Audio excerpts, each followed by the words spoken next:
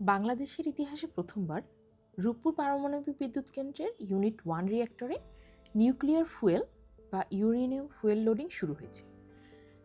এটার মানে এই না যে আজ থেকেই আপনার বাসায় ফ্যানে রূপপুরের বিদ্যুতে ঘুরবে, কিন্তু এটা খুব বড় একটা স্টেপ, কারণ একটি পারমাণবিক বিদ্যুৎ কেন্দ্র নির্মাণ পর্যায় থেকে ধীরে ধীরে অপারেশন চালু হওয়ার পর্যায়ে ঢুকেছে। রূপপুর হলো বাংলাদেশের প্রথম নিউক্লিয়ার পাওয়ার প্ল্যান্ট। এটি পাবনার ঈশ্বরদীতে পদ্মা নদীর তীরে অবস্থিত। প্ল্যান্টটিতে দুটি VVER 1200 রিঅ্যাক্টর থাকবে।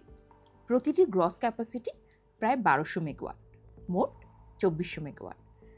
আজকের ভিডিওতে আমরা সহজ ভাষায় বুঝব ফুয়েল লোডিং মানে কি, রিঅ্যাক্টর কিভাবে কাজ করে, রূপপুরে কোন প্রযুক্তির ব্যবহার হচ্ছে, আর বাংলাদেশের জন্য এর বাস্তব অর্থ কী।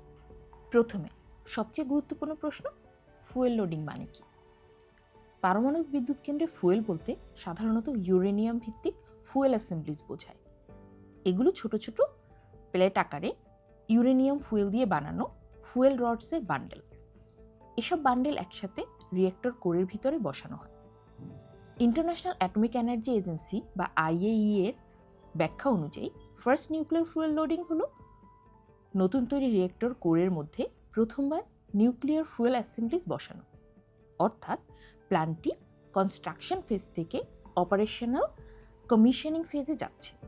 কিন্তু মনে রাখতে হবে, ফুয়েল লোডিং মানেই কমার্শিয়াল ইলেকট্রিসিটি জেনারেশন শুরু নয়। এরপর থাকে আরও কয়েকটি ধাপ: reactor check, low power test, physics test, grid synchronisation, ধাপে ধাপে পাওয়ার ইনক্রিজ, আর তারপর কমার্শিয়াল অপারেশন। একটি বিদ্যুৎ কেন্দ্রের মূল কাজ খুব সহজ: হিট তৈরি করা, সেই হিট দিয়ে স্টিম বানানো, স্টিম দিয়ে টারবাইন ঘোরানো, আর টারবাইন দিয়ে জেনারেটর চালিয়ে ইলেকট্রিসিটি তৈরি করা।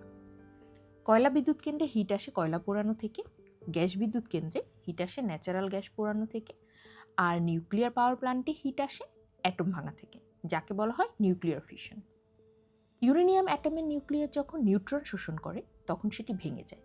এই ভাঙার সময় তিনটি জিনিস তৈরি হয়: 1, প্রচুর হিট; 2, নতুন নিউট্রন; আর 3, রেডিও অ্যাক্টিভ ফিশন প্রোডাক্টস। এই নতুন নিউট্রন আবার অন্য ইউরেনিয়াম অ্যাটম ভাঙতে পারে। এভাবে চেইন রিঅ্যাকশন চলে, কিন্তু এই চেইন রিঅ্যাকশন আনকন্ট্রোলড হলে সমস্যা। তাই নিউক্লিয়ার রিঅ্যাক্টর কাজ হলো এই রিঅ্যাকশনকে নিয়ন্ত্রিতভাবে চালানো। রিঅ্যাক্টরের ভিতরে কন্ট্রোল রডস থাকে, যেগুলো নিউট্রন অ্যাবজর্ব করে রিঅ্যাকশন কমাতে পারে। আবার কুলেন্ট থাকে, যা হিট সরিয়ে নেয়। রূপপুরের ক্ষেত্রে কুলেন্ট হলো পানি। রূপপুরে ব্যবহৃত প্রযুক্তির নাম VVER 1200। এটি Russian designed generation 3+ pressurised water reactor, অর্থাৎ PWR টাইপ রিঅ্যাক্টর। VVER এর সহজ অর্থ দাঁড়ায় water cooled water moderated energy reactor. এখানে ওয়াটার কুলড মানে পানি হিট ট্রান্সফার করে, ওয়াটার মডারেটেড মানে পানি নিউট্রনের গতি কমায় যাতে ফিশন রিঅ্যাকশন কার্যকরভাবে চলতে পারে। রূপপুরের প্রতিটি রিঅ্যাক্টর ইউনিটে 4টি সার্কুলেশন লুপ থাকার কথা বলা হয়েছে, যেখানে রিঅ্যাক্টর কুলেন্ট পাম্প, পাইপলাইন এবং স্টিম জেনারেটর থাকে। এখন এখানে একটা গুরুত্বপূর্ণ ব্যাপার আছে: রিঅ্যাক্টরের ভেতরের পানি খুব বেশি প্রেসারে রাখা হয় যাতে সেটি অনেক গরম হলেও ফুটে স্টিম না হয়ে যায়। এই গরম পানি স্টিম জেনারেটরে যায়, সেখানে আলাদা আরেকটি ওয়াটার লুপে পানি স্টিমে পরিণত হয়। সেই স্টিম টারবাইন ঘোরায়, টারবাইন জেনারেটর ঘোরায়, আর সেখান থেকেই ইলেকট্রিসিটি গ্রিডে যায়। বাংলাদেশের ইলেকট্রিসিটির ডিমান্ড দ্রুত বেড়েছে। শিল্প, শহরায়ন, এয়ার কন্ডিশনিং, ডিজিটাল ইনফ্রাস্ট্রাকচার সব মিলিয়ে রিলায়েবল বেস লোড ইলেকট্রিসিটি দরকার। সোলার বা উইন্ড গুরুত্বপূর্ণ, কিন্তু সেগুলো আবহাওয়া ও সময়ের উপর নির্ভর করে। নিউক্লিয়ার পাওয়ারের সুবিধা হলো এটি কন্টিনিউয়াস বেসলোড পাওয়ার দিতে পারে এবং ইলেকট্রিসিটি জেনারেশনের সময় কার্বন ডাইঅক্সাইড এমিশন খুব কম হয়। রূপপুর পুরোপুরি চালু হলে মোট 2400 মেগাওয়াট ক্যাপাসিটি যোগ হওয়ার কথা। অ্যাসোসিয়েটেড প্রেসের 2023 সালের রিপোর্টে বলা হয়েছে, পুরো টুইন ইউনিট ফ্যাসিলিটি চালু হলে এটি প্রায় 15 মিলিয়ন হাউসহোল্ডের ইলেকট্রিসিটি ডিমান্ডের সমতুল্য পাওয়ার দিতে পারে এবং বাংলাদেশের এনার্জি মিক্স ডাইভার্সিফাই করার পরিকল্পনার অংশ। আরেকটি গুরুত্বপূর্ণ প্রশ্ন, ব্যবহৃত নিউক্লিয়ার ফুয়েল বা স্পেন্ট ফুয়েল কী হবে? নিউক্লিয়ার ফুয়েল একবার রিয়েক্টরে ব্যবহার হলেই সেটি সাধারণ বর্জ্য হয়ে যায় না, এতে রেডিও অ্যাক্টিভ ম্যাটেরিয়ালস থাকে। তাই এটিকে কেয়ারফুলি কুল, শিল্ড, মনিটর এবং স্টোর করতে হয়। সাধারণত স্পেন্ট ফুয়েল প্রথমে রিয়েক্টর সাইটের স্পেন্ট ফুয়েল পুলে রাখা হয়, যেখানে পানি হিট রিমুভ করে এবং রেডিয়েশন শিল্ডিং দেয়। রূপপুরের ক্ষেত্রে 2023 সালে এপি রিপোর্ট করেছিল Russia spent fuel take back করার প্রতিশ্রুতি দিয়েছে বলে বাংলাদেশের পক্ষ থেকে বলা হয়েছিল। এখন প্রশ্ন, ফুয়েল লোডিং হয়ে গেলে পরের ধাপ কি? সহজভাবে টাইমলাইনটা এমন: প্রথম ধাপ ফুয়েল অ্যাসেম্বলিজ রিয়েক্টর করে বসানো।